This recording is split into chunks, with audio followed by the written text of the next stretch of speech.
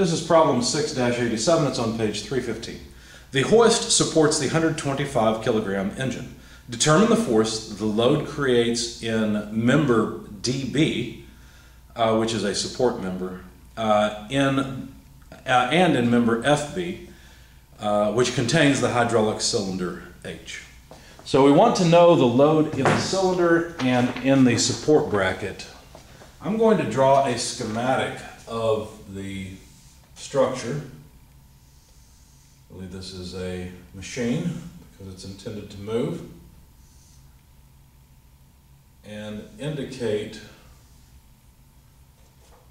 the various points. So these are attachment points that are pivot points or joints. Of course, the frame is welded at the other corners and does not move. But anyway, the load is out here.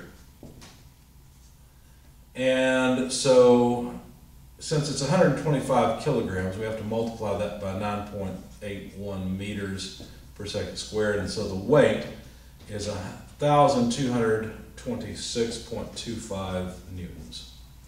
So there's the weight. This is point E, by the way, and this is point C, and this is point A. Now, if you look at the picture, what you'll notice is that FB is the hydraulic cylinder, and contains the hydraulic cylinder, and BD is that support bracket I mentioned. So there must be a reaction AY and CY at A and C, respectively.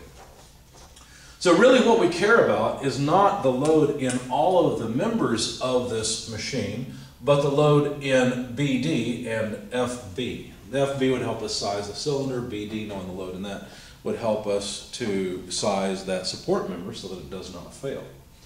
Now hopefully we'll figure that out in a minute. I was going to talk about your intuition, but that's okay. Let's take a free body diagram to begin of the upper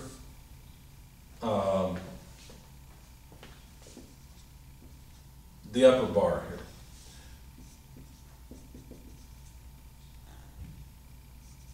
And because I realize that, we're probably pushing up pretty hard with the cylinder, we'll probably have to pull down on this side. So I'm going to go ahead and just draw the force downward at E in the Y direction.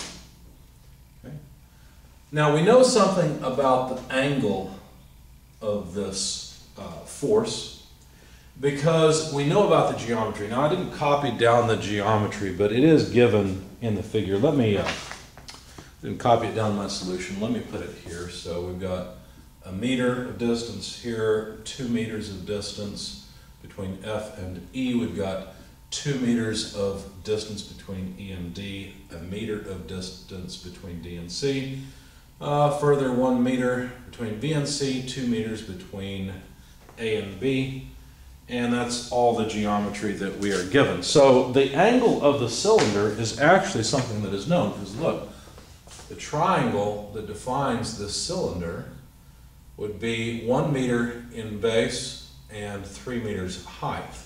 So what we know is that this is a 3-to-1 rise and run ratio, or run and rise, whichever. And so the hypotenuse side would be root 10, because 3 squared plus 1 squared would be 10. Take the square root by Pythagorean's theorem, we get the length of the side of the hypotenuse, or the side of the triangle that is the hypotenuse. So if we sum moments about point E, taking counterclockwise as positive, what will that do for us? It'll yield a force in the cylinder, won't it? We don't really care at this point about the force at point E. Let's simply sum moments about it to get the force in the cylinder. So we've got the weight acting out at 3 meters, and of course causing a negative moment arm. Well, wait a second, wait. Let's see, you know what?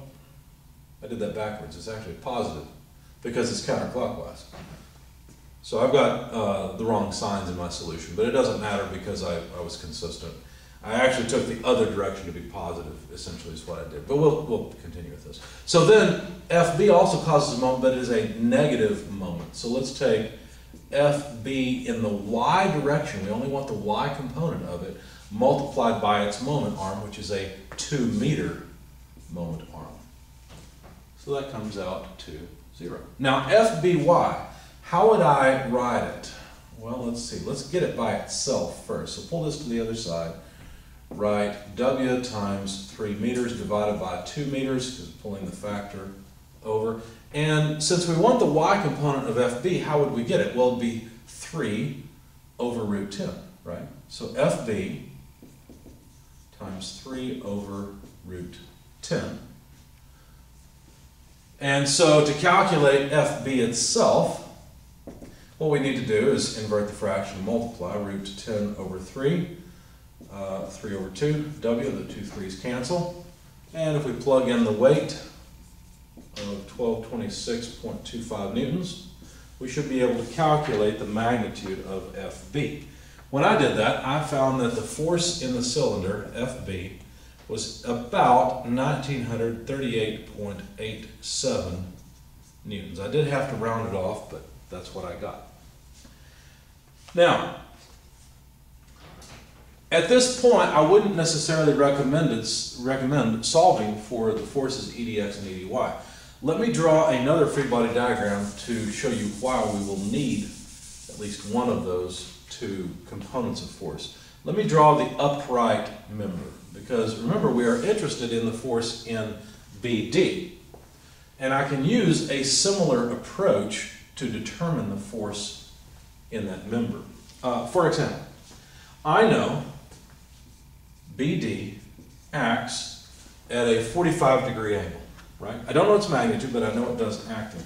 There is a reaction CY, perhaps CX at this joint. Equal and opposite forces tell me that EDY is here and EDX is there. Okay, fine. Now, if I sum moments about point C, notice I don't care about EDY, but I will need EDX, and that will allow me to calculate BD. So what if I go back to my original free body diagram and say, okay, what is the magnitude of EDX? How could I determine it? Well, if I sum forces in horizontal direction, that will allow me to determine the force EDX. So we've got what? EDX minus FBX equals 0, right? The horizontal component of FB.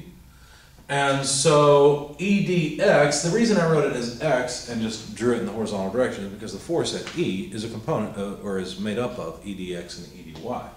It's just, all I'm saying is I've already broken it down into two components because I don't really care about the vertical component. It doesn't matter. It won't affect the moment about point C in my second free body diagram. So solving for EDX, all I really need to do is get the horizontal component of FB. Well, that would simply be the magnitude of FB times 1 over root 10. In other words, divide FB by the square root of 10. When you do that, you find that EDX is 613.125 newtons. And that's exact, that's not approximated. You could take FB and plug it in. I think I still have the number in my calculator when I calculated FB, so I just divided by root 10. You could simply cancel the root 10, however you want to do it. Basically, it's 1226.25 divided by 2.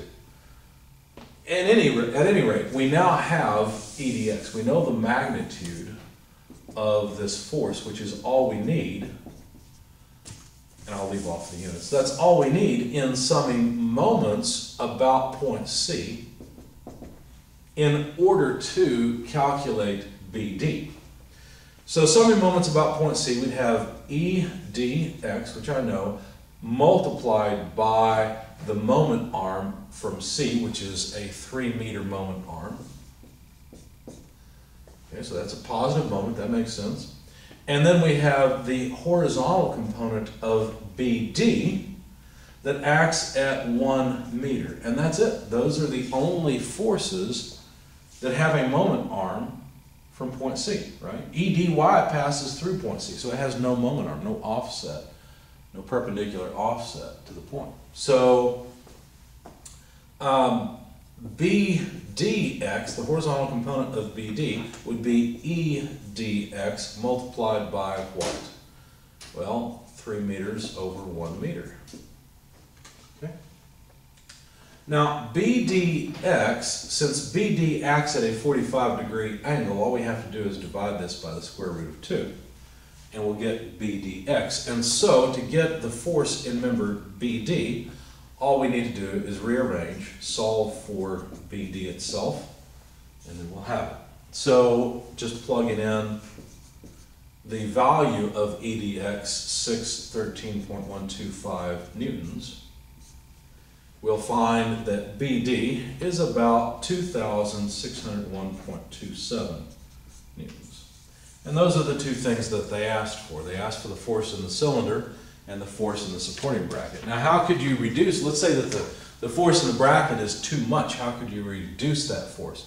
Well, just move the bracket up, make it longer. In other words, give BD a longer moment arm so that its force could be lower in order to resist this load. But you can see why hoists and things like this have a load limit. The cylinder can only push so hard, and the supporting members can only support so much weight. So there's always a rated load capacity on these things. It includes a safety factor, of course. But that's why there are load limits on these sorts of equipment.